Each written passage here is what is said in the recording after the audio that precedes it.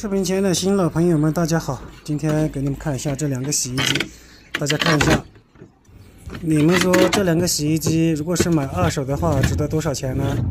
在你们当地回收的话，值多少？我告诉大家一下，这两个洗衣机我花了40块钱，20块钱一个，平均20块钱一个，基本上都还有8、9成新的啊，特别是这个相当新，到处都是好的，就是电路不通，不会转。还是不锈钢内筒的，这一个旋钮全都是好的，是这个洗衣机感觉是非常划算的啊。双鹿这个牌子大家还记得吗？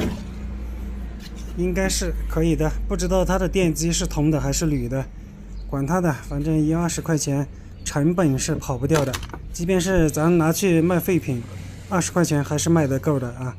你们看一下这个电机，加厚的。应该是150瓦左右，或者是200瓦左右。有一些大功率电机能达到300多瓦。这一个甩干这一边也是好的。两台洗衣机的4个电机都是好的，应该是挺划算的吧？各位师傅、各位朋友、各位用户，你觉得我买贵了吗？40块钱2台洗衣机，但是是自己上用户家自己去拉的，他没送上门来。这个是。不知道是哪个维修工给他更换过线路。这一台是小鸭的小鸭牌，这个也是个老牌子了，名牌货。这一台的话旋钮也是好的，但是甩干这边的旋钮不在了，就是要自己弄一个上去，就这个旋钮不在了。定时器都是好的，反正绝大多数都是好的。大家看一下，它上面洗衣机上面写着立体洗不缠绕，这什么意思？这什么叫立体洗？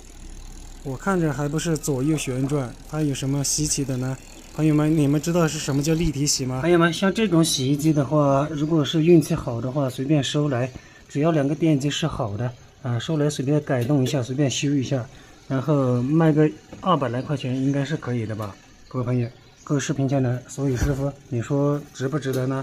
如果修好的话，能值得这个价钱吗？这一个双路洗衣机，这个它是不锈钢内胆的，它这个内胆是不锈钢的，不是那种塑料的。它甩干这一边也是不锈钢的啊，还是比较可以的。感觉你们感觉是不是捡到便宜了呢？这一个东西坏掉了，啊，这个要不要都可以，不影响使用这个东西。2个都没有了，这个波轮盘也是好的，减速器也是好的。